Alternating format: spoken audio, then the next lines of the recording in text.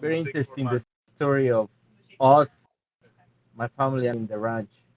We were looking for land around um, 2012, or maybe a little bit before that. We were looking for land because it was known that uh, through different some events happening on the planet, and my family, my dad, my uncle has been in the Mexican shamanism and the Mexican uh, calendars that have been uh, inherited from our ancestors, from the elders of the Mexican culture, to the Mexicas and the Totonacas and the Olmecs and the Mayas. And there was supposed to be an event where something happened in the planet, and then we will all need to go to some place or go back to the land and keep on living from the land back again, like we used to do before this age of industry and all this big consumption. So my family looked for the land. We we found the land, and we started to do some projects of permaculture and a couple of other things. And I went and fell in love with it, from all its nature and the river and the clean air and all the little species of birds and butterflies and all the wildlife being on the land. And, and I decided to buy my own to share with my family other piece of land in that same place. So I joined there. I worked putting all these projects together, and I fell in love with it. That I decided that one day I will come back and keep on working on this permacultural project, other sustainable tourism projects on the land. What I love about it, everything about it.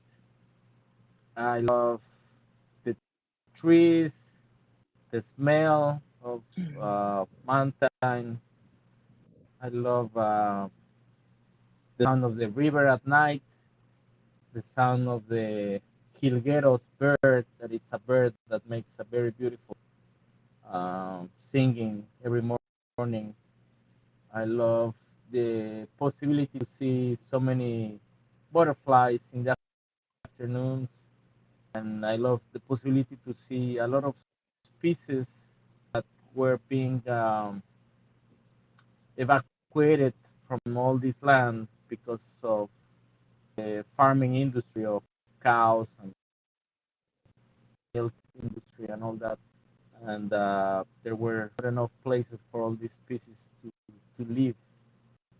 And the more years pass by, we've been with the land 20 years now. The more the years pass by, I see a lot of species coming, and I love that. That surprises me whenever I do a species coming back. I saw an armadillo about 5 weeks, and I've never seen an armadillo in nature before, and it was something so special to see it walking by and uh, knowing that these are my neighbors.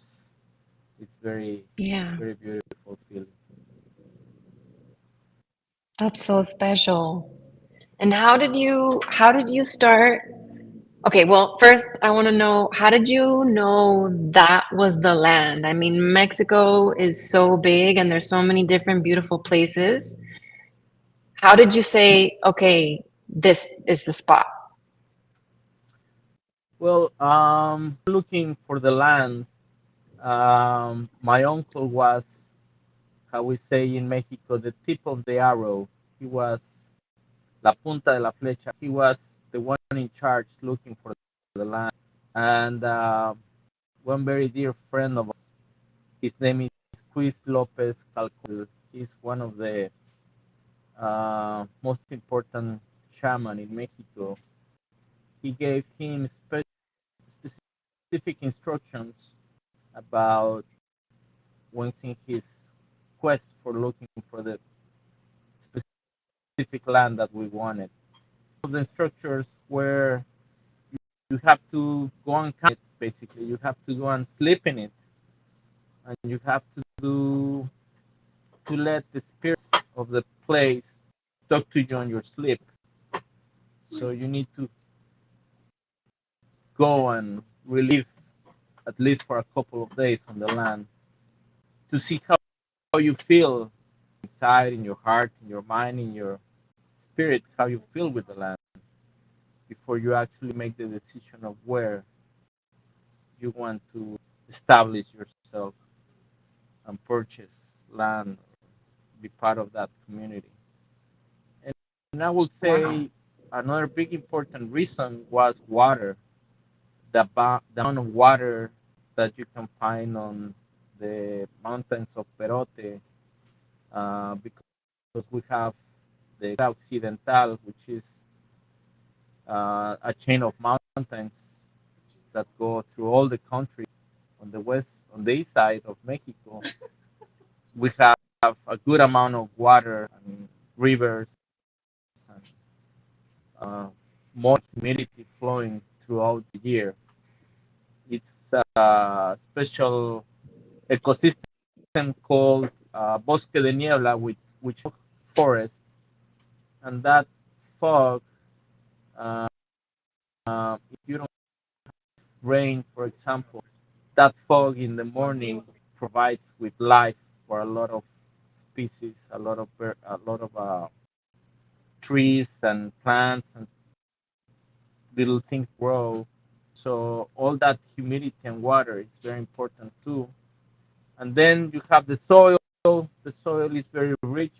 It's very black, so which means it has a lot of nutrition, a lot of mushrooms growing in the area, which is proof that it's a healthy environment for trees and other plants to grow. So, and then you have the community, a very nice community, a little far from cities, very humble people, very working hard people too, and that they love where they live. They love nature. They love being surrounded by nature. Um, yes, I think those were some of the most important reasons to make my uncle and my family decide that this is where we wanted to establish a place for us. That's very intentional and very deep. How many terrenos or like pieces of raw land did you camp at before you found that one? Or did you find that one right Yeah, away? yeah, I know the Caribbean side, for example. He went to Chiapas, he went to Oaxaca, and in Veracruz, I think is where we find the most contact with home. Most of my family in Veracruz already, so it was very easy Mm, to be in contact with this. I think it's yeah, very important that if you make the decision, you need to know that it's close to you, or you are gonna be able to be there living for a long period of time. Uh, yeah, so I think it's very important that you, before you really make the decision, that you know that it's close to you to yourself in sort of a way, um, close to family. yeah, yeah. That's important. Um, I've told you that I want to have my own retreat space one day. I have no idea where. and I don't even know where to start. But one thing I hear a lot is it's important to be in a place where lots of people are already traveling. But I mean, there's pros and cons there. I think the pro is it's a it's a destination spot. The con is it's not as majestic. We did a retreat on your property, and it was the most incredible experiences we've had, simply because there were no people for I don't know how many tens, what is it, like 30 kilometers, 40 kilometers out, that there's not another human being that you run into.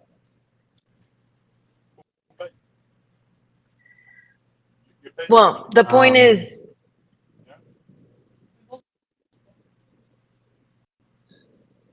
yep.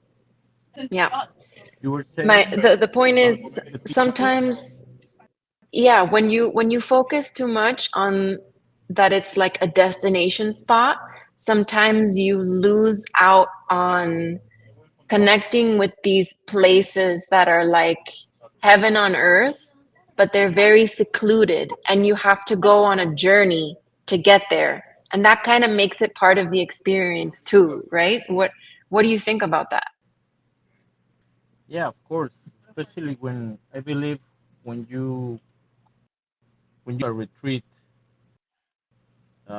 any kind of retreat that it's either a ceremony or a meditation retreat or doing, spending all any kind of ceremony or retreat that you think about. I believe the journey of the person going to the retreat starts the moment they start packing, planning, and out of their house. It's a journey to yourself. It's a journey to the inside, and everything that you live along the way is part of that journey.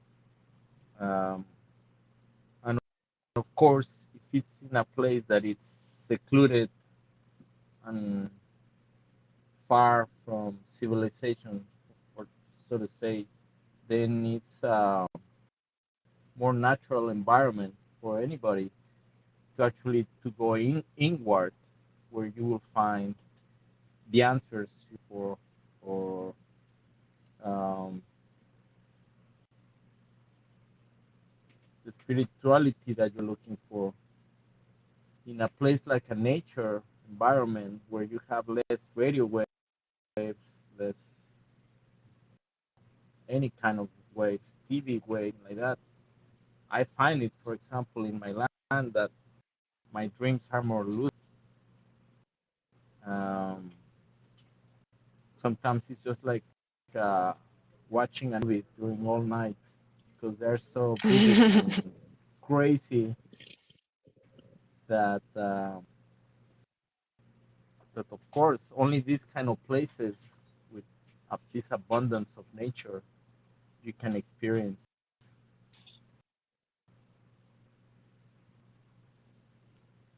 Yeah. And you do a lot of, so when we went, you had one house, maybe two that you were building, but I know now you have a lot more with cabañas, and you have like a little refurbished VW van that people can stay in, and you're kind of like building these spaces where people can live there. Can you talk a little bit about that and the materials you use? Because I know you also had like a bamboo workshop that teaches people how to build with bamboo. Yeah, of course. I think it's very important when you find and you decide to start building. You have you need to have a couple of planning ahead. Where is the water coming from? How will you manage to have energy for any kind of appliances that you want to have in your home? Uh, it's very important to see how the local people live. what kind of houses they have, how they apply with water, how do they deal with their own, how do they deal with the common things that every human needs to deal with on every day. Um, when it comes to building materials you have available on the place itself, trees, is it sustainable to deal with the trees? In your case, for example, my father, before he passed away, he planted a lot of bamboo, different species of bamboo, and some uh, worked very good and they liked the environment where we plant them. Some others didn't like it that much. They were more for warm climate, so they didn't grow as much. But the few species that really worked, um, now we're very good for building. And if you look on many places, Xico, they do furniture, they do houses, they do crafts. Uh, they uses for the bamboo already in Xico and its surroundings. That it was for me, and it was a very good option to use resource, this bamboo resource for building. At the same time, with the river when it dries, we have a lot of rocks.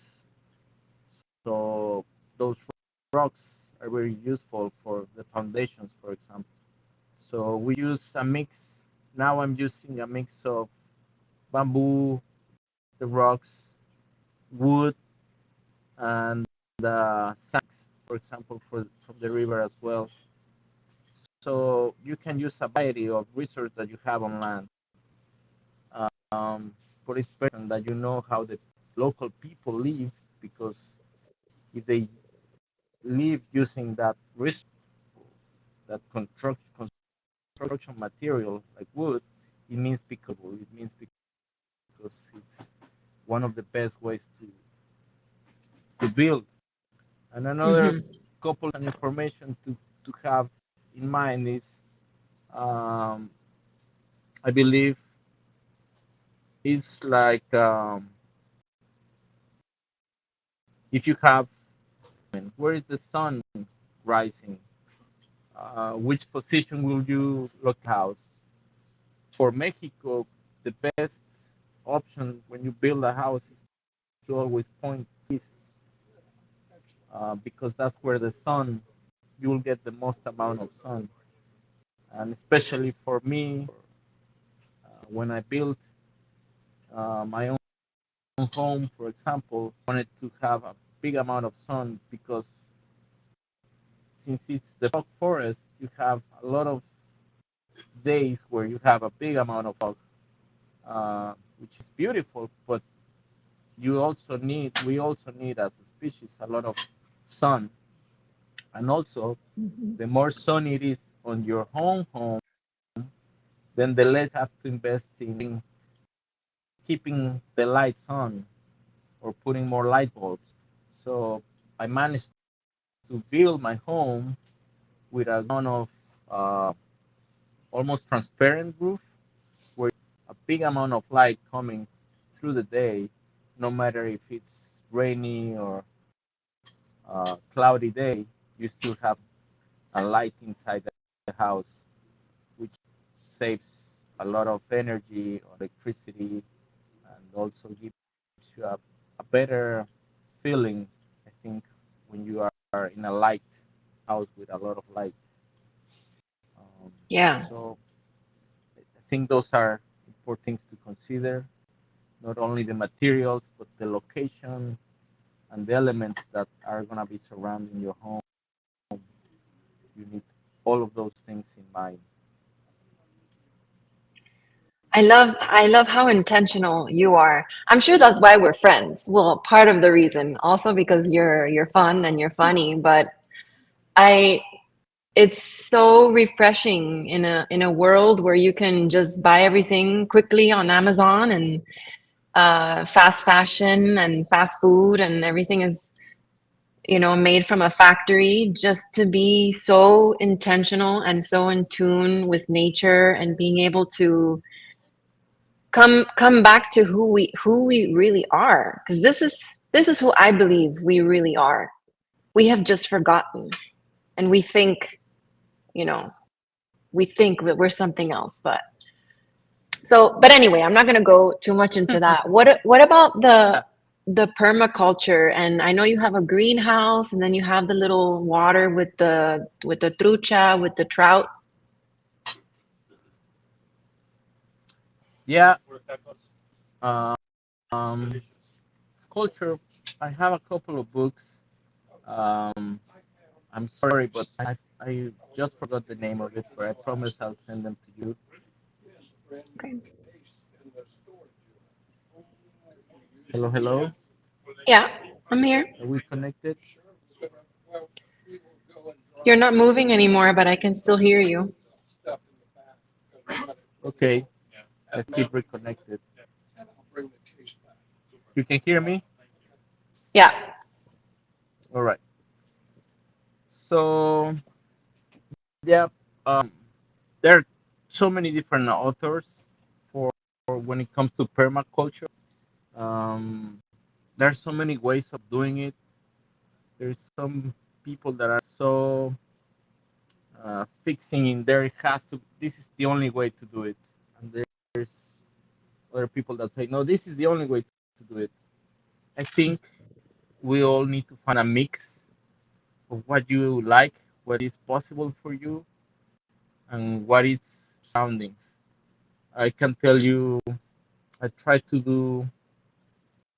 I look for this book called El Manual del Arquitecto Descalzo, which in English would be like the Barefoot Arch Building Architect Manual, something like that. And it has so many cool, interesting things on this book.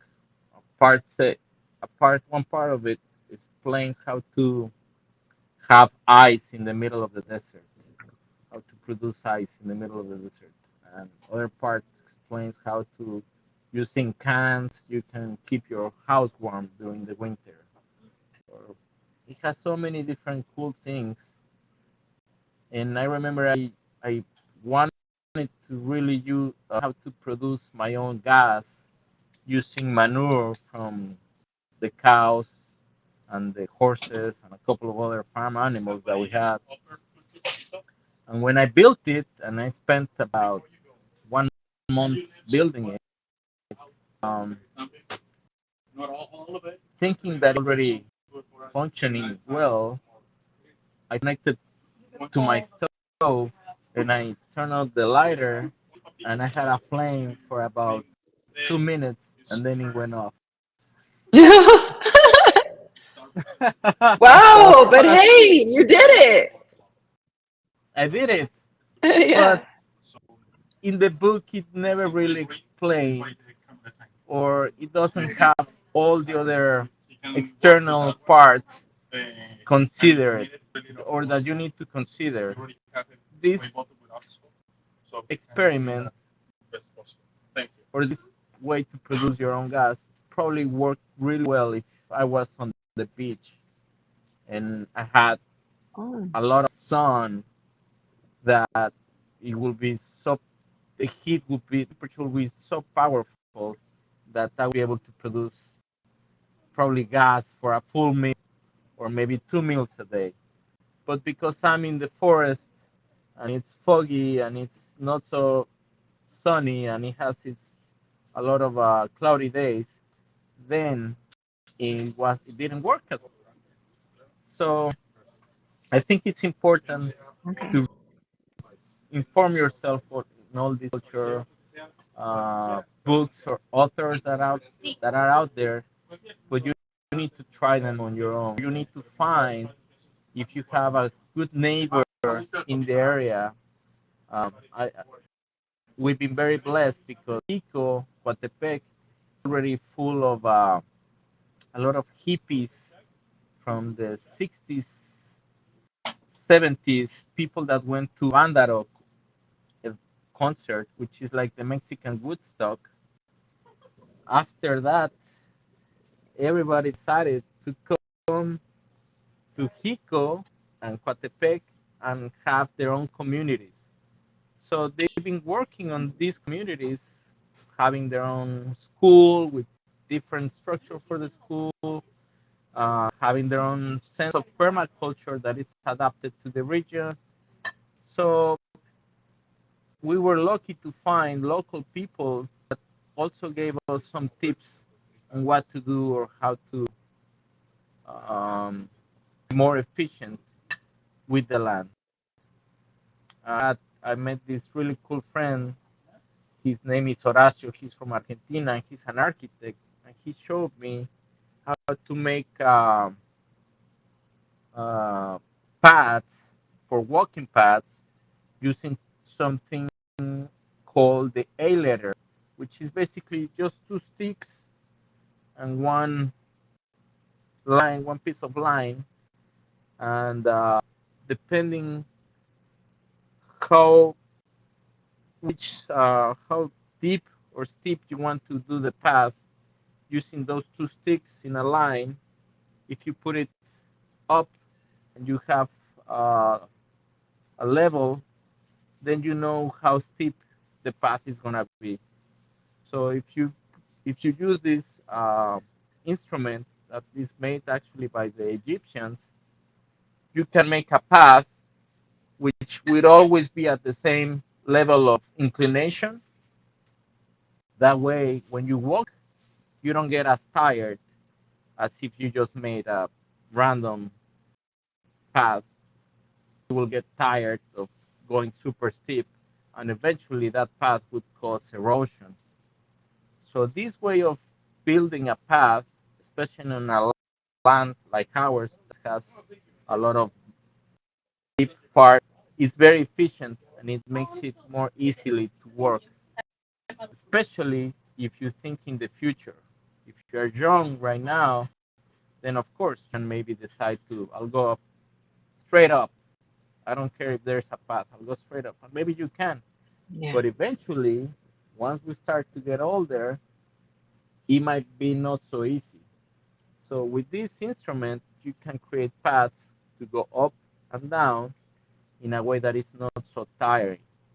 Or if you want to bring materials, or if you want to bring stuff up down, then it's easier to transport some than if you make just a randomly path on the mountain. I don't know if this is making, if I'm explaining myself properly.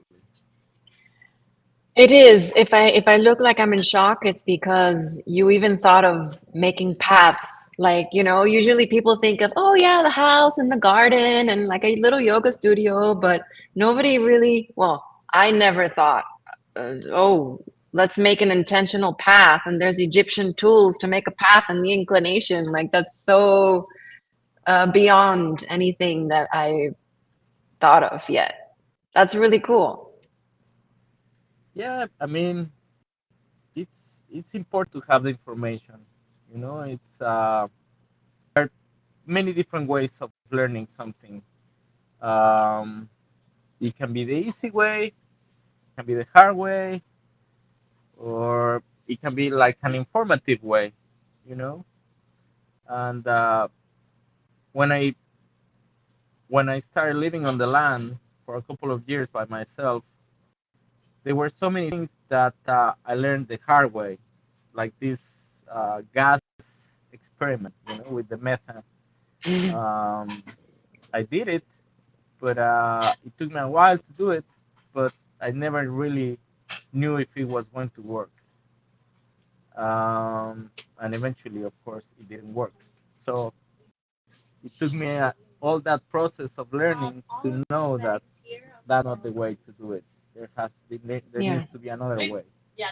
And now I know, for example, that wood would be the most sustainable way to create heat on the land, as long as you are thinking ahead You can make wood or bamboo a sustainable um, resource for fire, for wood, for warming up a place, for cooking. And if you see like other cultures, for example, Japan, they have this way of harvesting the trees where they will have a tree and they will let it grow and then they will bend it completely and then they will have branches of the tree going completely straight, vertical, straight vertical, and they will use harvest these branches and they will let the big tree keep on living. So these cultures um, have a understanding how to interact with the world in a way that maybe this society doesn't can barely grasp of what we're doing. Um, Yeah. in Indonesia, for example, they build bridges using the roots of a tree.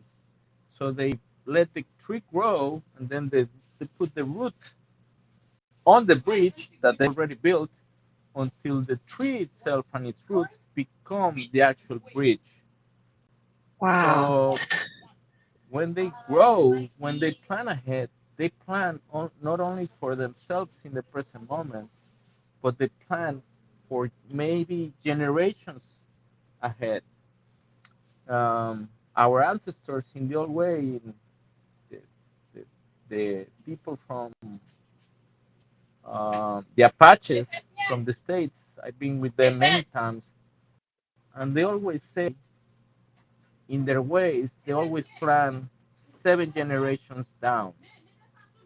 So everything they do, all the songs, all the way they preserve their culture, they do it planning on 7 generations. People that they will never meet, they're already planning ahead. So I'm doing this for me, my family, but I'm also planning, and I'm doing this for all those people that I will never meet. So it's important, I think, when you build, you have all these things in consideration. You want to think of yourself, yes, now that you're young, but you also need to think what's going to happen when I'm 60, 70 years old, and I might not be able to do all this hard work for, Yeah.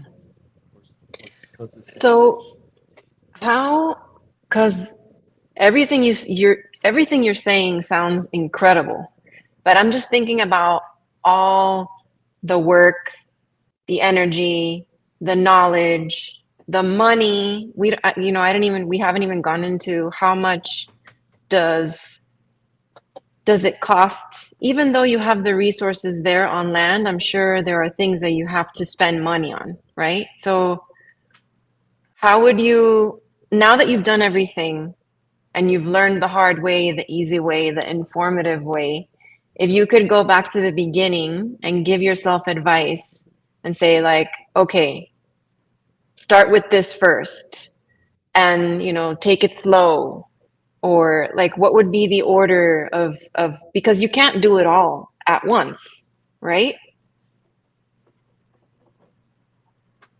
Or Yeah, can you? mm, like you're saying, maybe for somebody who's super rich, maybe they could do it all at once, you know. Um, but I think for ordinary people, for the average kind of people, I think one of the most important things is to have the courage to do it. Because I've met many people along the way that have a really good intention of doing it, but sometimes the fear of actually doing it is more powerful than the intentions of doing it. I think you could maybe go with small steps, but always keep pushing it, keep going forward. Because if you let that fear of, but I don't know, I don't have the right, I don't have this, I don't have that, I don't have, then he could spend a lot of time trying to be perfect, to make it perfect. And the fact is that it's never gonna be perfect. There's always gonna be things that you can learn and make mistakes along the way. So I think that's one of the most important to actually have. If you have the mind, if your heart tells you that's where you want to do, that's where you want to live, that's the way you want to live, then I think that's where you start, like to really take that big giant step forward into the unknown, and then everything will find its way to fix itself. And having also a community around you that can help you, it's always super useful. If you, if, um, like I said, I'm very blessed that we've had many people coming and going, giving us tips. You know, hey, I think this is the best way to do it. Maybe we could put solar panels over here. Hey, maybe over here we could do that. You could do this and this and that. And I think it's also very cool. In in a way, once you start going into this path, people will show up and people will help you and guide you and give you tips and very useful information. And when it comes to the money wise, it is difficult. We live in a society where if you plan to produce the best organic cheese or the best organic milk or whatever, at least in Mexico, it's still very difficult. There's not a lot of encouragement and it's not as appreciated. And you may have it super nice, organic cheese, and super healthy, but if you put all the amount of hours that will take you to make this cheese, and then you put a price in it, it may not be as sustainable because there's not a big market out there that will be willing and ready to pay the right amount of price for this product of whatever you are producing.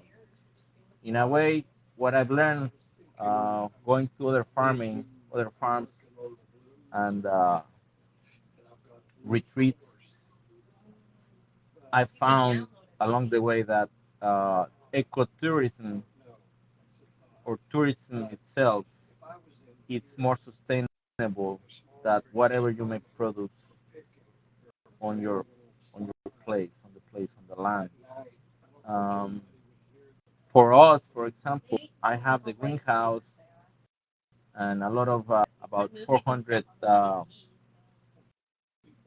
trees of pears and a couple of other things. We have also a lot of we have about 16 lambs that we farm, and we use the La- manure to lambs like meh. lambs. Yeah, Mhm. yes, lambs. Oh, And we try to do a couple of other things. We have the trout, um, but it's very hard to make those um, extra projects to be what makes the place sustainable. mm, Tourism, I think it's been helping us and it's made the ranch to be more sustainable than all the other things that we produce. That's why I decided to go into the glampings with bamboo, the little cabins, the places that I have Airbnb, and whenever it's possible to maybe to do this kind of retreats, either meditation, yoga, building retreats. I think that's a little more sustainable. yeah. Speaking of retreats, what do you find the most challenging to finding people that will host in Xico? Um, what would be the most challenging? Um,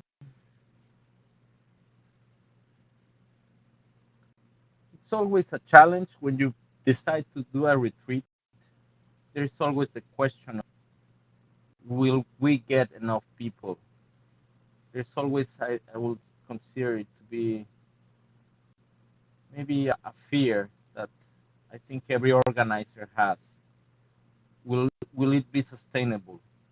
Um, will people enjoy it? Will people like it? Will people go happy after this?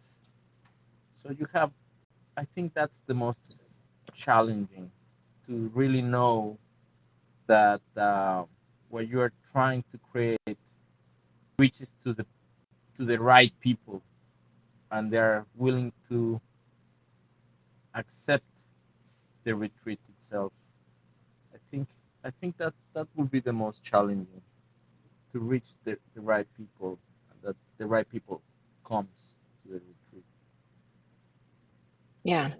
So like finding people that are kind of aligned with you, right? Because when Israel and I did the retreat at your property, I remember you wanted to meet us and you're like, yeah, yeah, yeah, but let's meet first. And so we went we went to go meet you and you had to like sniff us out, just make sure like who are these people? Are they cool? Okay, okay, fine. Yeah, you can come. That's right. Yeah, I mean, it's very nice to find people that are in the same harmony and vibration that you have. It's like it's very joyful when you find people that are the same crazy as you, and then you know, oh, we're gonna be friends for life, and Yes. then you know that you know that we're family now, Yeah. and that you can keep on doing this trip together, or many other projects, you know. So yeah, I think that's very useful and important, and it makes you feel nice about what you're doing, and it's a good reminder that maybe the universe is telling you and letting you know you are on the right way. Keep going with this way. Yeah. Okay. Bueno. I'm just gonna take a quick look at the questions. I think you've said a lot of the questions I had. Um,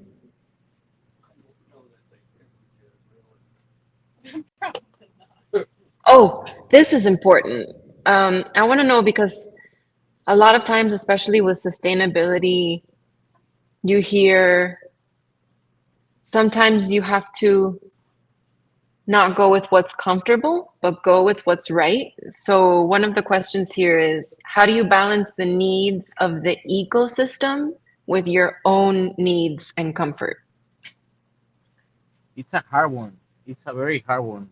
When when I decided to build my home, um, exactly in the place where I built it, there were two really old trees, two really big trees that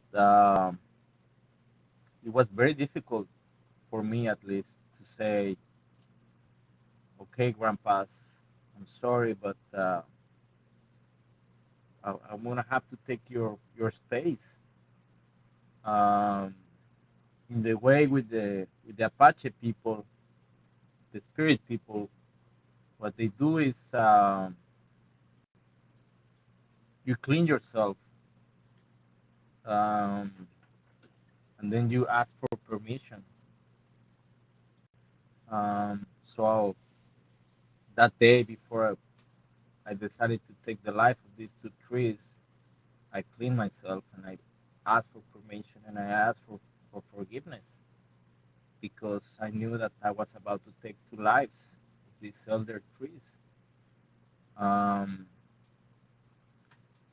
in a way, because I'm planting and reforesting so many other trees, and I'm reforesting a big amount of space,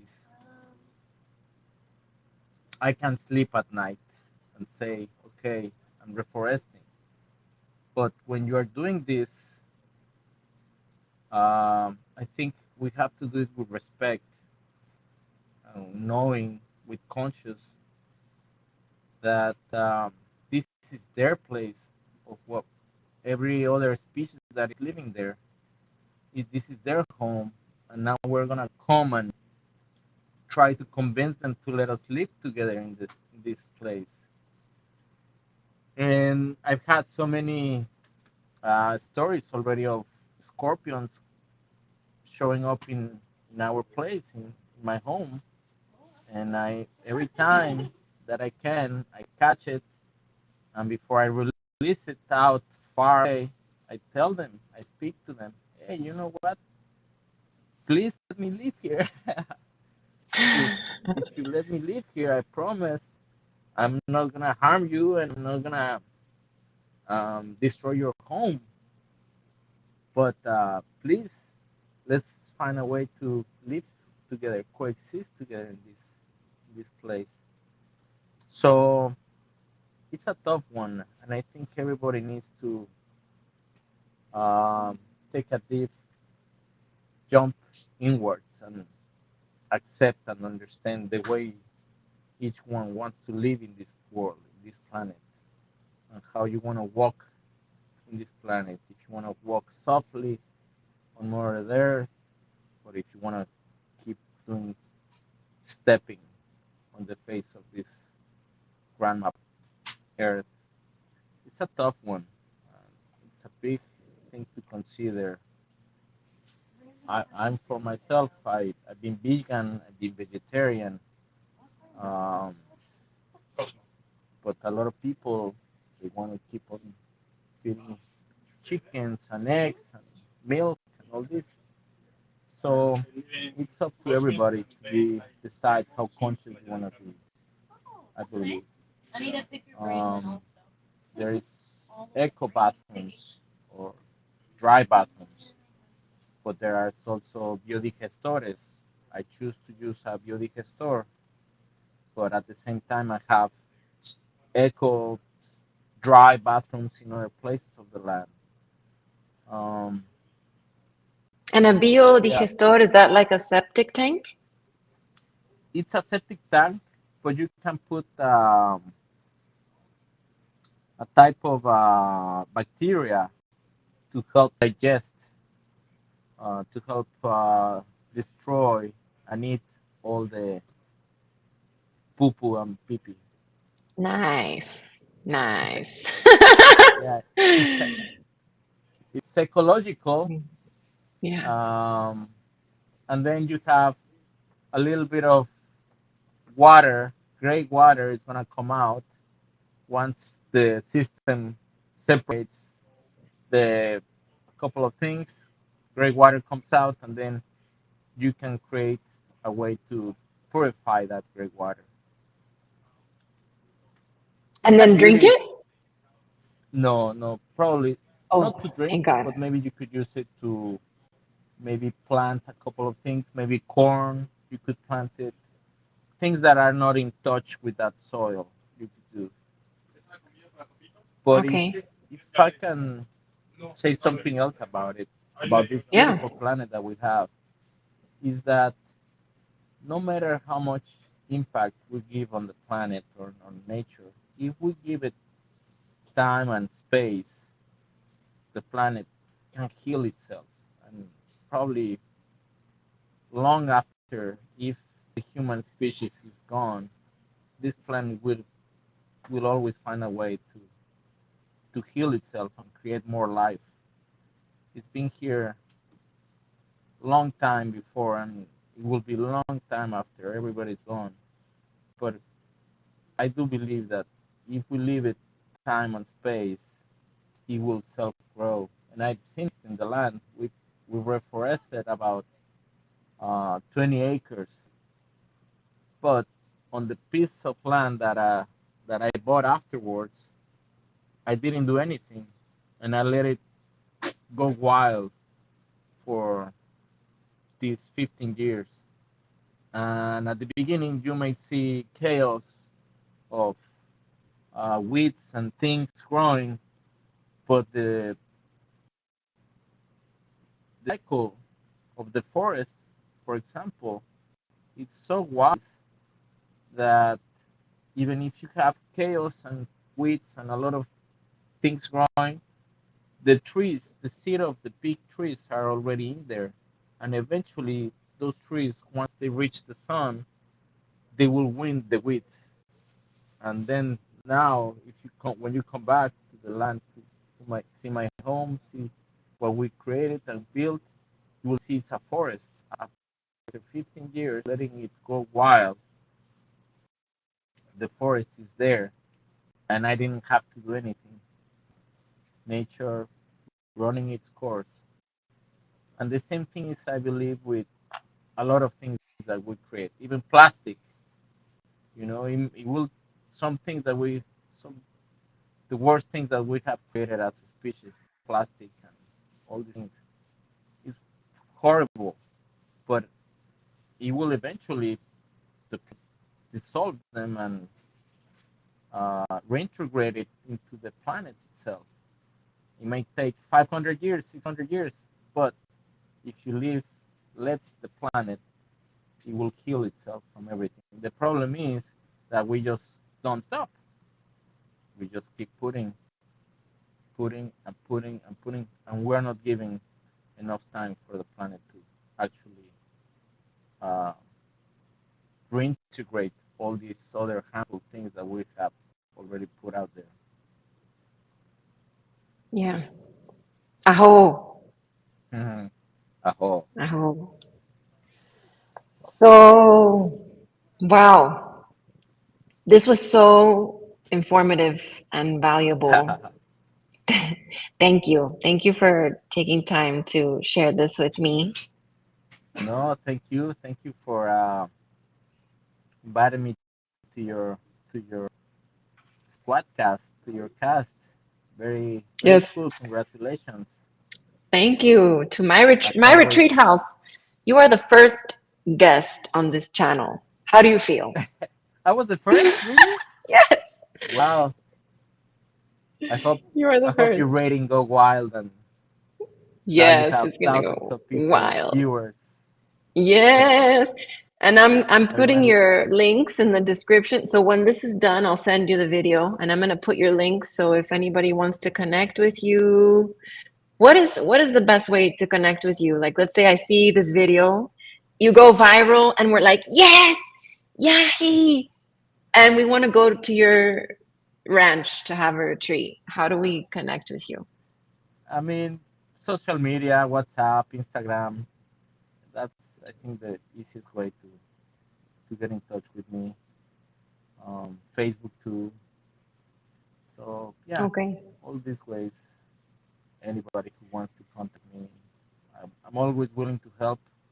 If somebody wants to go into doing this project of sustainability and retreats and everything, I was blessed enough to have a lot of people guiding and helping us out, and it will be my pleasure to pass this torch along, because the more people getting to this sustainability way of life, the faster and better we can heal this planet.